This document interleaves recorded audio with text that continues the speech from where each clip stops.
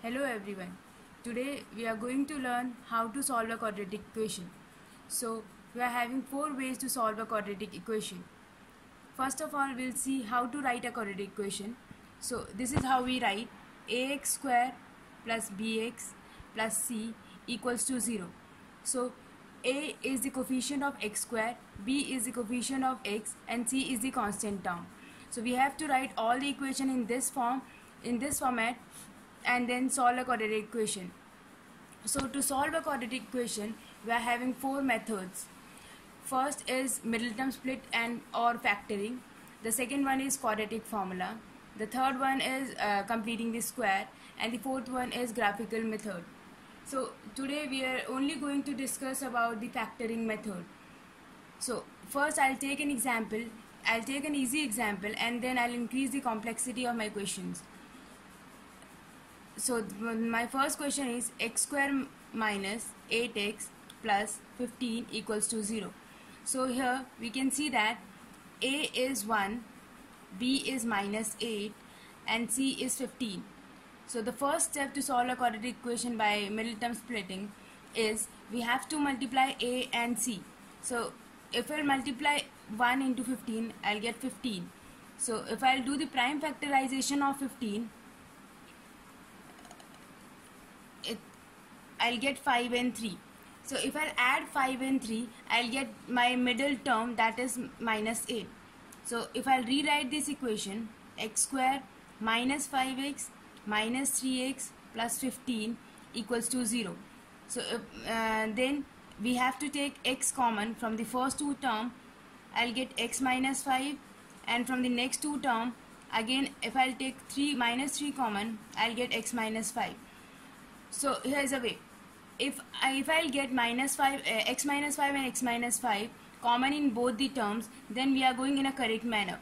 That means if I'll take x minus 5 common from this whole equation, I'll get x minus 3 here.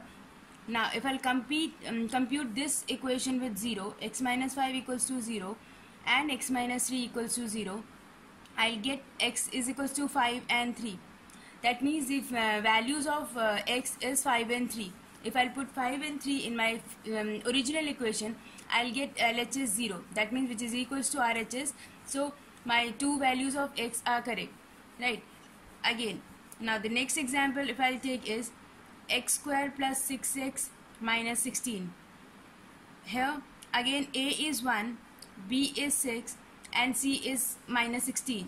That means if I multiply a and c, I'll get 16, and if I find out the factors of 16, I'll get 2, 2, 2 and 2. That means 4 times of 2. So if this will become 8 and this will become 2, that means if I'll subtract 8 and 2, I'll get 6. Now rewrite this equation: x square plus 8x minus 2x minus 16. I took 8 positive and 2 negative because I want 6 positive. So again take x common from the first two term, I'll get x plus 8, minus 2 common from the next two term, and I'll get x plus 8 again.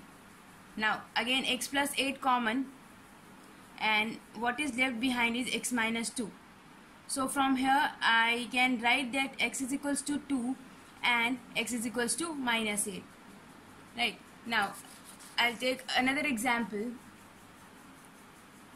6x square minus 13x plus 6 equals to 0. Here we'll see again, if I'll multiply a and c, I'll get 36 and my b term is 13. Now if I'll find out the factors of 36, I'll get 2, 9, 3 and 3. So we have to do some arithmetic operation here in these terms, and I'll get my b. So if I'll take 9 and 4, and if I add 9 and 4, I'll get 13. Right? So I'll write 6x square minus 4x minus 9x plus 6 equals to 0. Taking 2x common, 3x minus 2, and taking 3 common, minus 3 common, again 3x minus 2. Now we can write it like this: 3x minus 2 and 2x minus 3.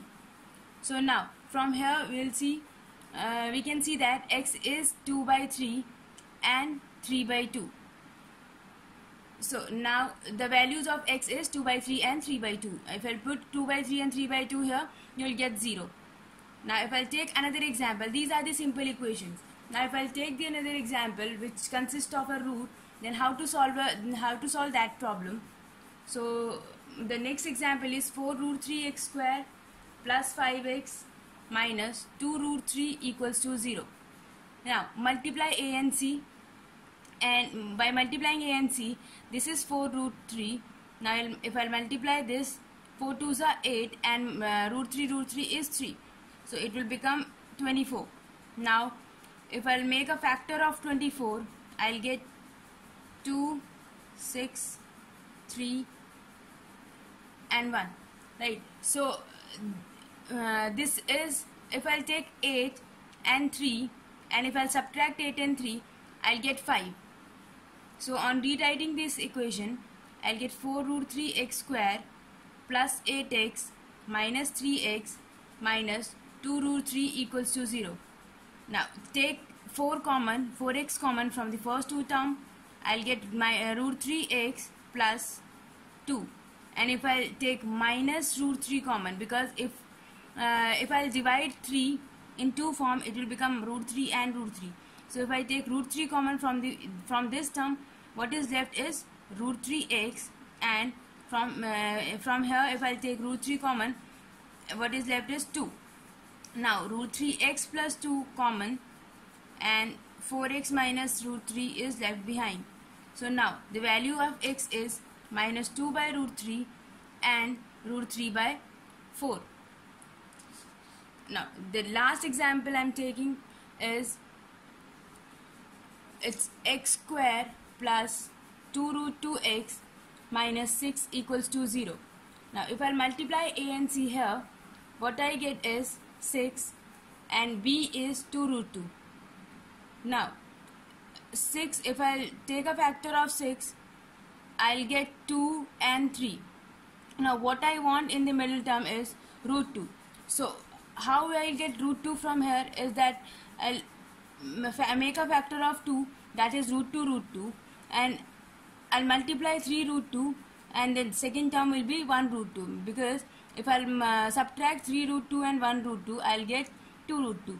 So on rewriting this equation, I'll get x square plus 3 root 2x minus 1 root 2x minus 6 equals to 0. Now again take x common, what is left is 3 root 2, and taking minus root 2 common, what is left here is x, and if I'll take root 2 common from here, what is left is 3 root 2. So again 3 root 2 equals to 0. Now take x plus 3 root 2, and what is left is x minus root 2 equals to 0.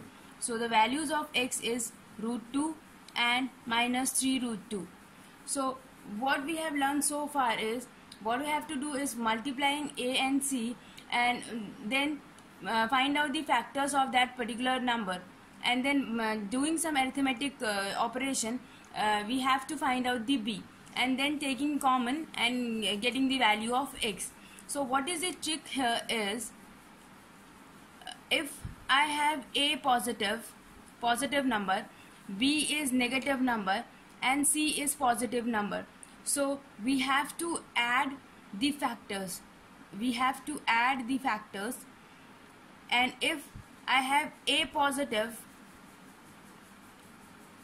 b is also positive, and c negative, that means we have to subtract the factors.